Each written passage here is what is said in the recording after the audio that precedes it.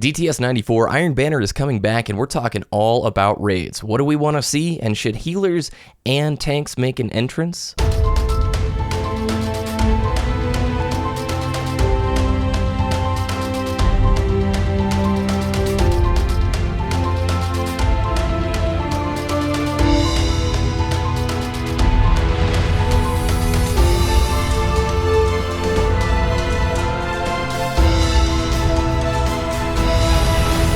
You're listening to Destiny the Show.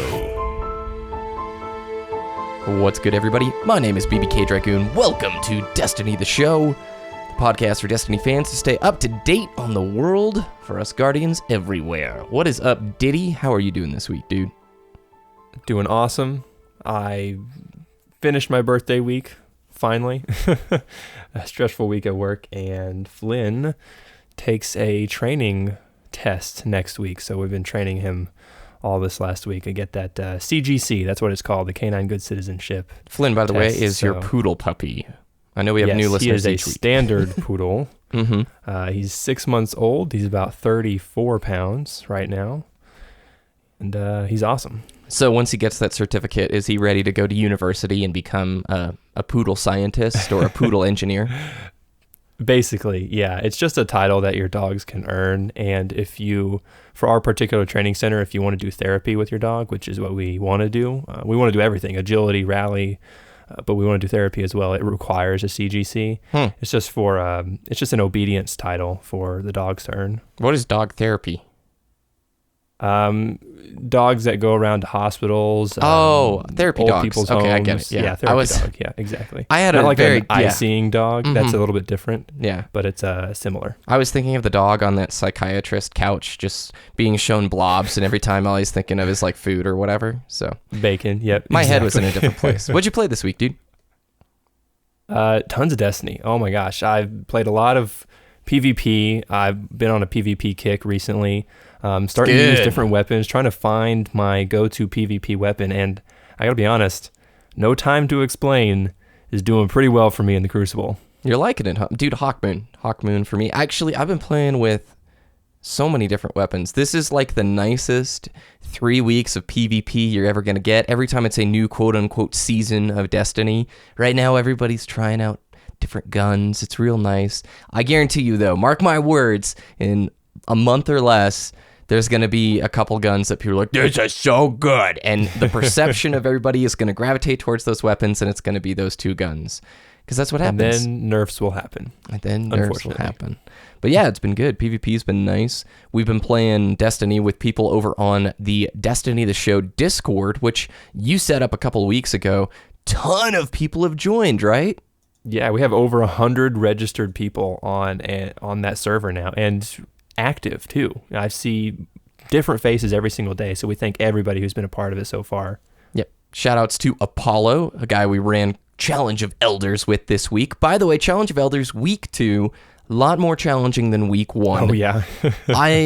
Last week we said Challenge of Elders is a little easy, and then this week that second boss hit us in the face like, oh yeah, it's a little bit more difficult. I liked it. I'm so glad that it's that way. Maybe the first week was just introduction. It's not Skolas difficulty, and I don't even think it's like level 34 PoE difficulty, some of the bosses, but it's much better that there's a chance of dying, and that Scion boss was pretty cool, having to kill the matching element to actually damage the big Cabal bro. Yeah. So it was pretty good. So any League of Legends in the background?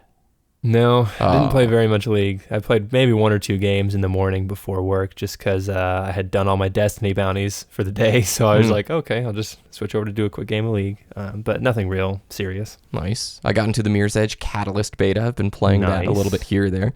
Good reports so far. I'm a huge Mirror's Edge original fan. I've beaten that game like over a dozen times. So I've become a bit of a fanboy. Any changes that they've made in Catalyst, I'm like, a lot of the movement tech that were glitches in the original Mirror's Edge have been removed. Like there were a side jump strafe that you could get up to max speed with, and then there were certain vault jumps that you can do that like you can't do it in Catalyst, but there's new movement tech that you can do in Catalyst. Open world, it's pretty. If anybody likes first person games that aren't just shooty shoot, it's absolutely worthwhile. It comes out May 24th, and I think there'll be an open beta before then. Nice. And by the way, I just want to mention real quick, going back to Discord, I don't think we mentioned it's discord.me/Destiny the Show for anyone who wants to join. Absolutely. We've got a link to it on our clan page on Bungie.net. Do we have a link to it yet in our Twitter, Ditty? No, but we should. You should see it now because I'm adding it after we record this. Oh, there we go. All right, let's hop into the news.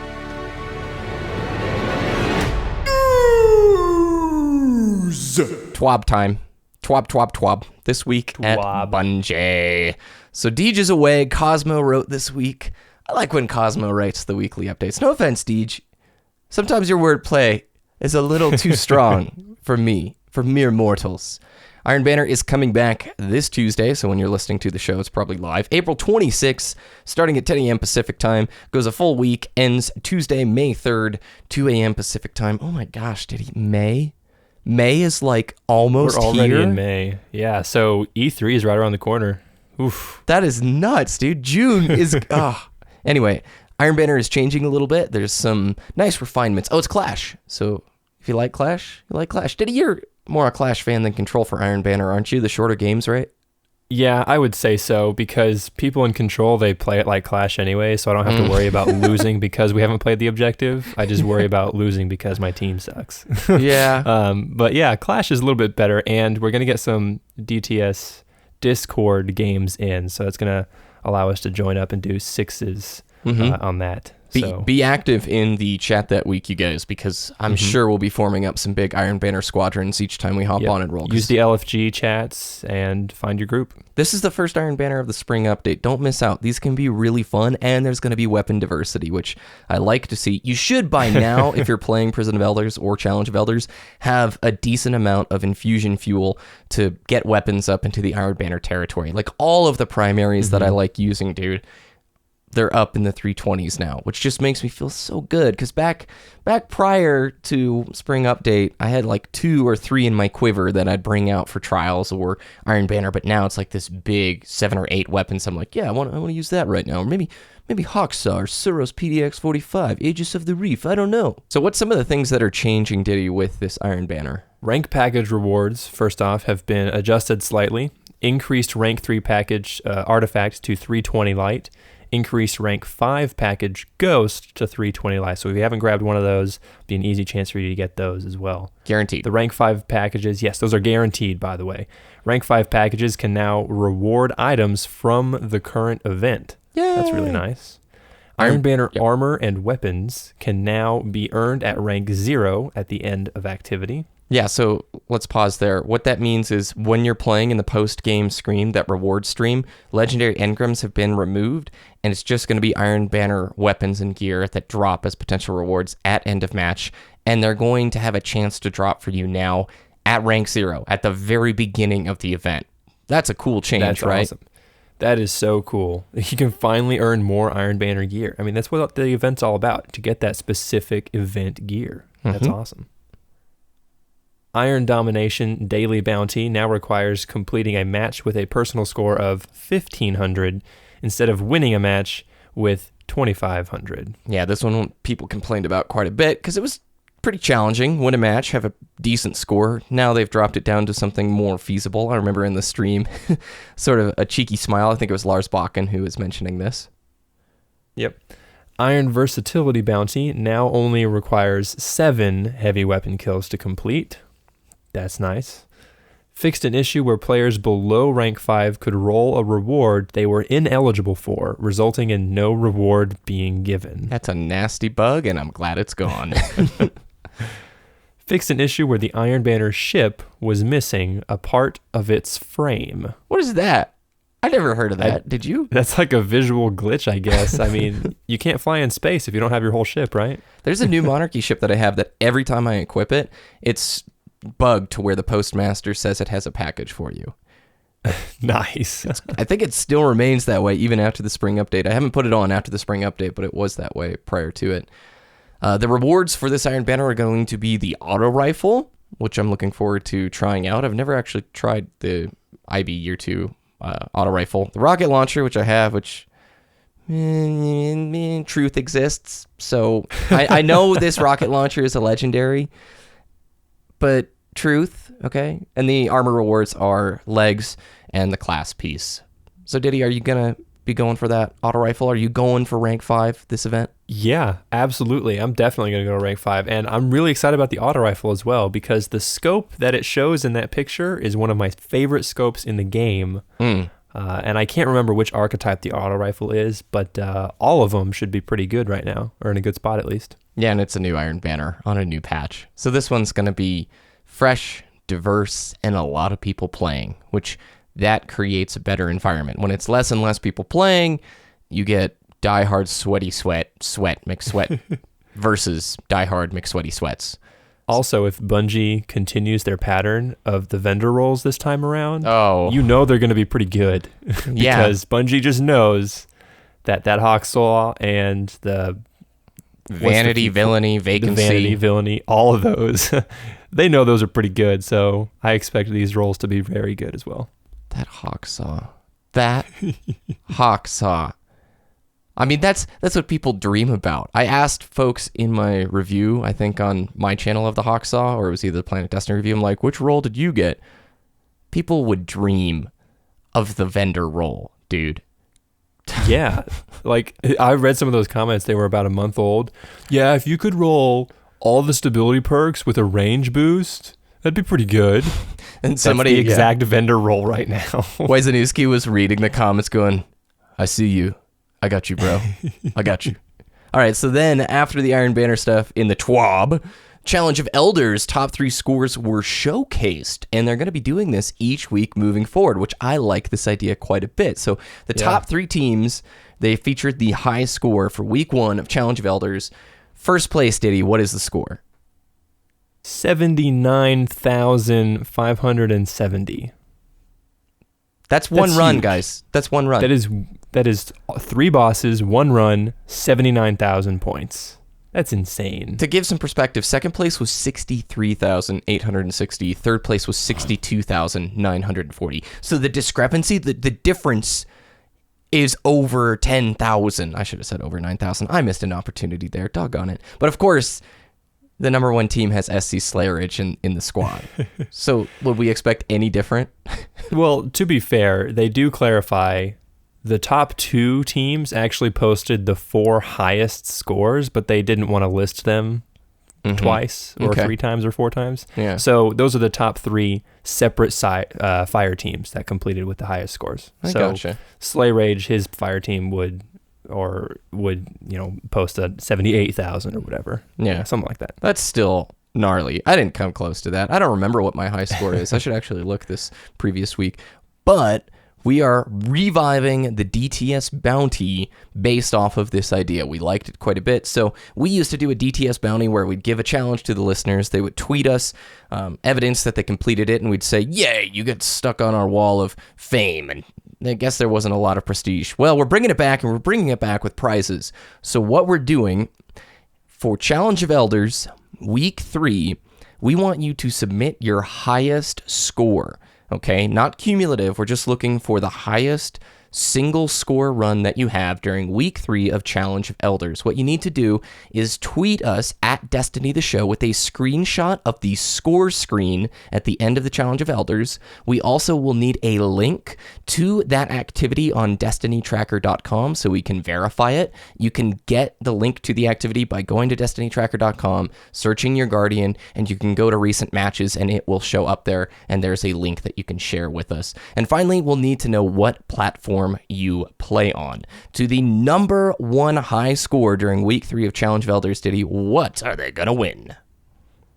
$5 gift card to the store of the console that they're on. Yes. So PlayStation Store, Microsoft Store, $5. And we'll leave it up to the fire team to divide that $5 up how they want to. Who's getting the silver?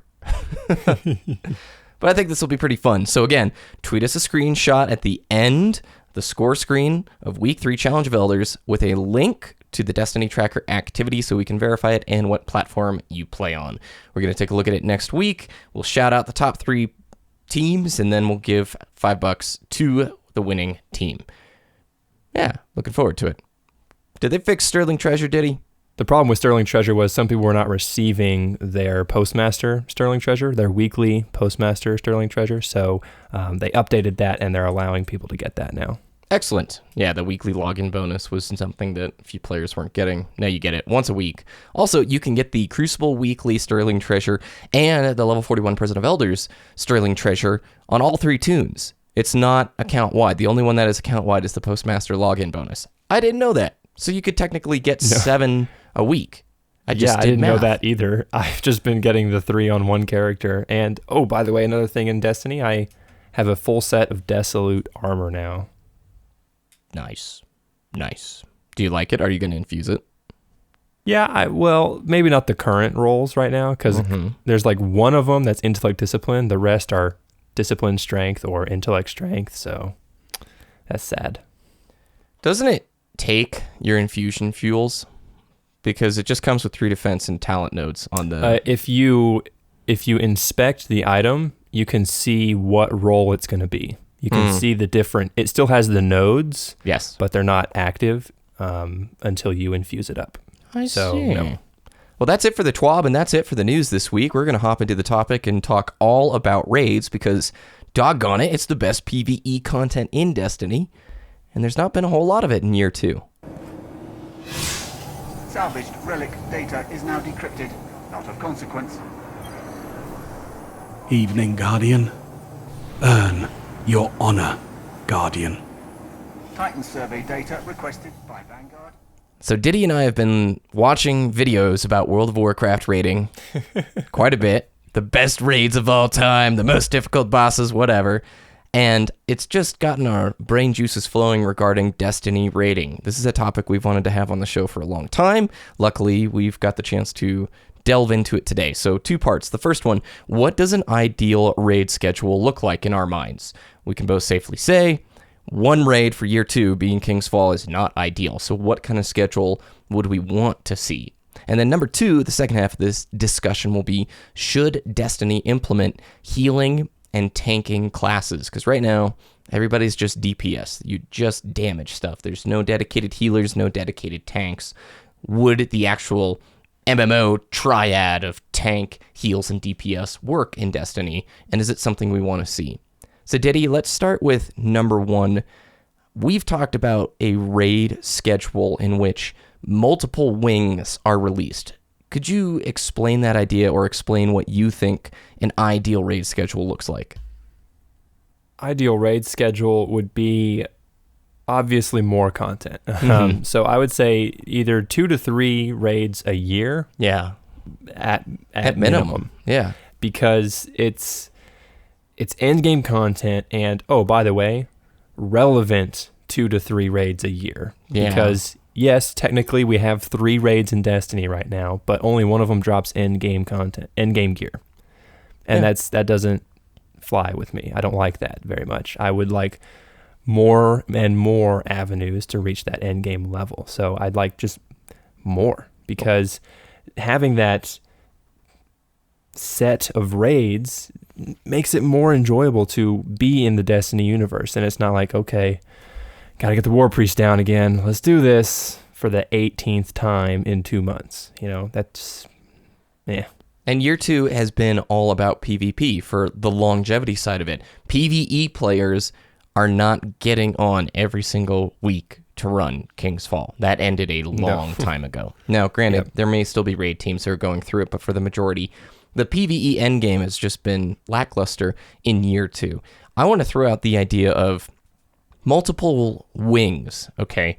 So a wing would be 2 or 3 bosses about the length of King's Fall, and a full raid would comprise of, let's say, 3 wings. That would be like 9 bosses in total. And the reason I like this idea is because you'd have the first wing of King's Fall release when the game goes live. It's got 3 bosses, takes about the same amount of time as King's Fall, maybe a bit less. And those bosses are not the same as King's Fall, right? We're not going to beat Oryx in the first wing. And you get another wing 2 or 3 months later, and then another wing, the final wing of that raid, 2 months down the road. That would mean the player has to complete each wing in the correct order. So you beat the first wing, which is 3 bosses. Let's say they're Oryx's lieutenants. And then 2 months later, the next wing comes out. It's a new raid encounter with new bosses, and you beat the 2 or 3 folks in that one. And then the final wing of King's Fall releases. This is like 5 or 6 months after the Taken King's release. And at the very end, then we take down Oryx. And it's this very epic progression where the raiding player has had to work its way through a bunch of wings, 2 wings, 3 wings to get up to this point to finally slay Oryx. It has meaning, it has accomplishment, it has the satisfaction that we took down the ultimate baddie. And it took 4 or 5 months to get to this point. We worked through these difficult wings together as a squad, and here we are. We finally beat that dude. Instead of day 1, raid comes out, we beat Oryx, we beat the biggest baddie. Cool, let's do it now every week on the weekly reset. Does that make sense, Ditty?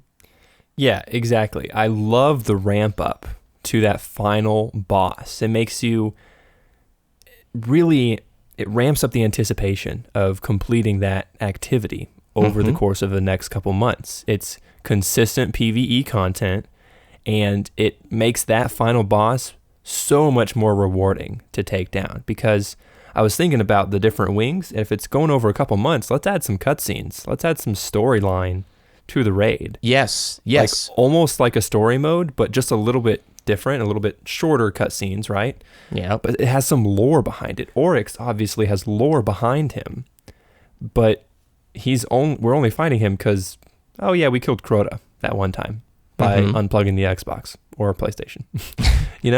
It's something like that, These wings that you're talking about, think of it like the Crota's End raid would be the first wing of the Oryx raid. Yeah.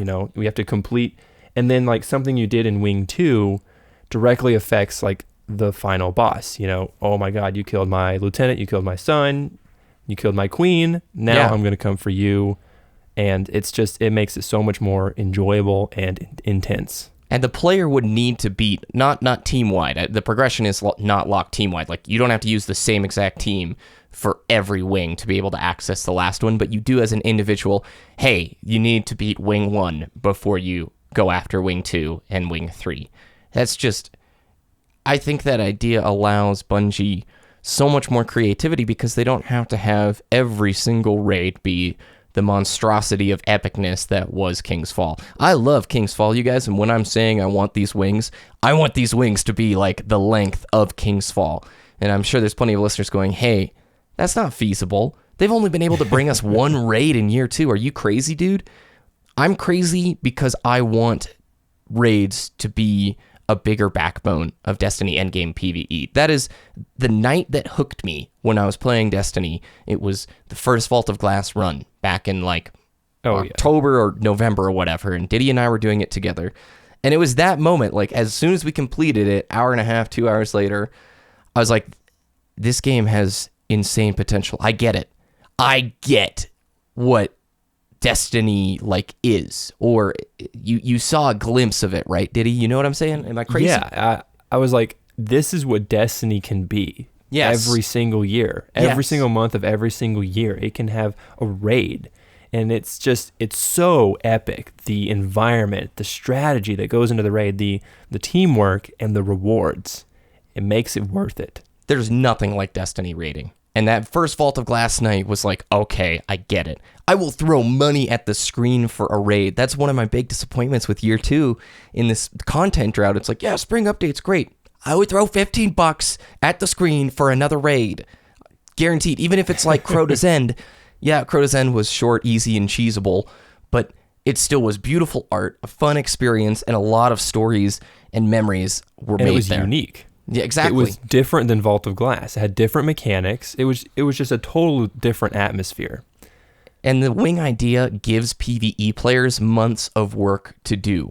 I want to see normal mode still exist, hard difficulty still exist, but I've said it before in the show, mythic difficulty. I want there to be one difficulty tier above hard that is for the 2% or 1% of the player base who are just diehard PvE players that are after it every single week. And if you have wings and you have this third difficulty tier, you give progression clans the opportunity every single week to be working for that world first mythic down on every single wing. Like, it just... Yeah, I would...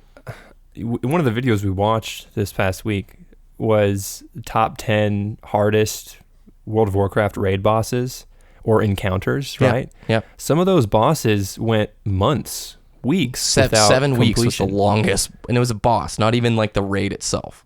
Can you imagine not defeating the Templar in Vault of Glass for 3 weeks? Yeah. Something like that? That's insane. Mm-hmm. I want something like that. That would be mythic difficulty to me. Yeah. You know? I want something, it's really awesome that people get worlds first the first day the raid launches. But that just, it's a crutch. It's an obvious handicap that Destiny has. Yes, this is end game PvE content, but I can beat it the first day it comes out. I don't want that to happen. I don't want that to happen at all. Mm-hmm. I want something that ramps up like the wings we're talking about and has longevity and can't be completed in a single sit down. Absolutely. And normal mode, yeah, maybe it's still beatable in a day or two, right? Hard mode takes longer, and then the mythic, like we're mentioning, could go a week or two before they down a boss until somebody finds the strategy needed to take this thing down. You have raid teams constantly going after it to figure it out. That is so cool. When King's Fall came out, and you had so many people watching Gathalion and the other streamers on Twitch figure these boss fights out. It took my raid crew 4 hours to beat Golgoroth for the first time. And that feeling you had, that feeling, right? I think defeating Golgoroth for the first time is the peak of my Destiny PvE experience. It's right alongside completing Vault of Glass for the first time. No strategies, just you guys. Long. Yeah, we had to figure out the mechanics and then finally down the boss 4 hours later. That was a sense of accomplishment. There's a highlight on the stream. It was so awesome. We were like, yes. And then we took like a 30-minute break because it was exhausting. Yep. Well, I have the idea too that when we say these multiple wings, hey, production doesn't have the resources available, BBK, to put out 3 wings in 5 or 6 months, okay? Well, make the trash mobs a bit more significant. That's the enemies you fight in between the bosses. So basically making the fights in between the bosses more meaningful. So when you're traversing to boss, there's mechanics. Remember King's Fall, the trash mob that you fight before the War Priest, that's kind of what I'm talking about. It's not too difficult, but it requires coordination. In that room is the mechanic of the aura and everything. It's not the mobs that are coming at you. It's not like the first part of Crota's End where it's just all the thrall and you're running to the end. Mm-hmm. It's got some strategy to it, and I like those kinds of things. And I also think we need to mention that when we say mythic difficulty taking weeks, this is not for the casual player. Yeah. Absolutely not. This is going to be for the top 0.5% of PvE Destiny players. This is going to be super difficult. And if you're just casually playing Destiny, yeah, you might not like it, but I think it would be nice to have in the game as an option. Yeah. I want to add here that in this normal hard mode mythic difficulty world, like this idealized thought that we have for raiding, LFR has to exist. Looking for raid is a matchmaking feature in the game. Yeah, LFR for normal mode. That means you can queue up for Vault of Glass, Crota's End, King's Fall for normal mode. Period. Let players see the content and learn the absolute basics of the raid. I can understand if you're like, no, we're not going to matchmake the most current one. I don't want that. I want normal mode to be matchmade because there's still a boatload of people who have not done VOG, not done CE, not done King's Fall because there's no in-game matchmaking. You've got people using the LFG tools outside of the game all the time. They are circumventing a gap in your game. The community built a feature that should be in the game from the developers. I know there's like maybe 20% of the people are like, no, it'll lead to bad experiences. Well, then don't queue up for it. Use your own team, dude. Yeah, I mean, it's just like queuing up for a PvP match. You're going to have bad experiences all over the place in Crucible, but you're going to have fun with your friends. If you don't like playing with randoms, then find that LFG or find some... That's a really bad thing to say. Find some friends. Oh my goodness. The DTS Discord, discord.me/Destiny Show is the perfect place for you if you need to find people to raid with, because everybody wants to raid all the time in the DTS Discord. Boom. All right, so part B of our raid discussion. Should Destiny have the MMO triad or trinity, which is basically in MMORPGs, you have healing classes, DPS classes, and tank classes. The tank is the person who holds the boss's aggression, and he holds the trash mob's aggression and takes all the damage. He's beefy, tons of health, has abilities that grab aggro and make sure that other players don't steal aggro. That means the bosses are focusing the tank. The healer's job is to heal the tank, keep him alive, and also heal some of the DPS. The DPS are your damage dealers. They're usually ranged, and it's their job to put all the damage down on the boss. Don't stand in the fire, okay? And don't make bad positional mistakes. In Destiny right now, everybody's DPS. Yeah, we've got 3 classes, but they're basically all the same. In terms of rating, we're all DPS dealers. There's no real healing abilities. The Night Stalker is the closest you could see towards a support type character, but even then... Defender Titan too, but it's still DPS. They're still at their backbone DPS. I think Destiny should have healer, DPS, and tanks because it gives players a role to focus on, learn, and improve. What do you think, Ditty? Yeah, I totally agree. Absolutely. Having the class diversity that tank and healer and DPS provides adds more strategy, and it allows raid mechanics to play around that instead of, oh, we have 6 players DPSing a boss. Fogoth, bullet sponge. That's what you get for your boss. You have Golgoroth, who takes like 20 million damage before you kill him. That's the problem, you know? How do you create a raid where you only have DPS characters? With tanks and healers, it adds a mechanic, or it allows you to add mechanics that crowd control. In League of Legends, you have supports, you have tanks for crowd control and disruption, and they're not the damage dealers. They just misplace everything else. You know, you can have a tank soak up all the ads in a boss fight and have the DPS focus the boss or whatever, vice versa.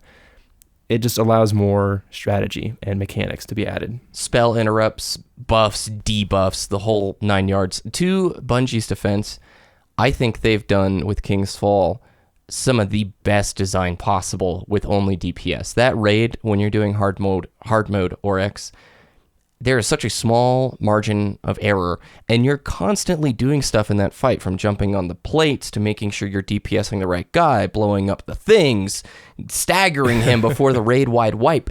They've really mastered that stuff, like DPS-only raid mechanics, but just imagine the level of complexity that you could have if there were more dedicated tanks, healers, and DPS. But I'm going to play devil's advocate here. I understand the negative to this. It will turn off more casual players because there's required responsibility when you take on the role of healer. Same thing with tank, same thing with DPS. If you're a bad healer, you're going to get blamed for raid wipes. Same thing, if you're a DPS who stands in the fire, bad positional mistakes, and you get the raid wiped, you're going to get blamed. Bad tank who can't hold aggro. I mean, I've played WoW for a very long time, and I can tell you, it's extremely frustrating when you queue up with a bad tank or a bad healer, and everybody just immediately flames them and blames them if they're like a public group. So I see why they wouldn't do it, but I'm on the other team. Please do it, Bungie. Please do it. Yeah, and I would just, more stuff. We want to have more things. Yes, it'll turn off the casual players, like you said, but that's the way I am. With League of Legends, it's a MOBA, right? And I have friends like, oh, you should play Dota, or you should play Heroes of the Storm. Those are MOBAs. You're going to love those. I'm like, no, I've learned League of Legends. I know every single character. There's like 130 unique characters in League of Legends now, all with 5 or 6 unique abilities. And there's hundreds of items and hundreds of build paths. I know every single one of those in League of Legends. I don't want to dedicate the time to learn another one. That's what would happen if you introduce these tank or healer classes to the casual player. I've learned my Warlock. I've learned my Hunter like the back of my hand. I don't want to learn another character class because I'm comfortable here. That's what's going to switch the casual player off. Dude, you know at Destiny 2, we're probably getting new classes. Do you know how exciting that is? The bombshell drop that they're going to announce at E3, calling it now, hairstylist in the tower. Oh, you get to change your Guardian's appearance, finally. That's the next live event. The barbershop. Come get It's a not tattoo. Sparrow Racing League 2.0. It's a barber shop. Only 200 silver to change your appearance. Okay, anyway, we should wrap this up. So that's our thoughts on rating. I'm looking forward to hearing comments from you guys. You can tweet us over at Destiny the Show on Twitter with your own thoughts. You can also just let us know in the Discord, which is pretty rad. Ditty, where can people... Wait, no, we have one tweet that we should answer, shouldn't we? Yes, absolutely. Okay, who's it from? Frost Fusion UZA at Destiny the Show. Have you guys ever thought of having guest speakers on from the community, like players? I, for one, would love to. Okay, so we've gotten this question a lot in the lifespan of DTS, and it is something Ditty and I would like to do, but it clashes with the actual MO, our theme of Destiny the Show. The goal with Destiny the Show is to be 35-minute show each week that somebody can drop in, get caught up on the world of Destiny, maybe a little bit of discussion, and then go about their business. Ditty and I are both really busy. We've entered the workforce. We're both out of university, working full-time for the last few years now, and it's hard for us to put aside 2 or 3 hours for a podcast throughout the week, like to listen to. We tried to craft a show that just about anybody could hear and catch up with on the news. We'd love to talk with other people in the community, right, Ditty? It's just not something we're going to be doing inside of DTS right now. Yeah, not inside the podcast. I think that's something for YouTube or a Twitch stream or some other type of VOD that would allow us to have that more flexibility in the time. But it is a request we are listening to, and we're actively thinking of ways to pursue it. So thank you for the question at Frost Fusion UZA. Ditty, where can people find your content?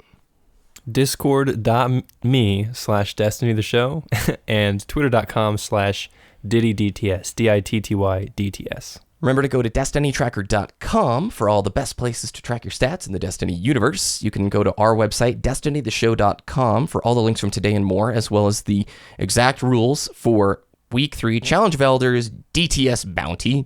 You can follow me at BBKDRAGOON, both on YouTube and on Twitter. Have a good week. Best of luck in the challenge, Guardians, and we look forward to seeing your scores.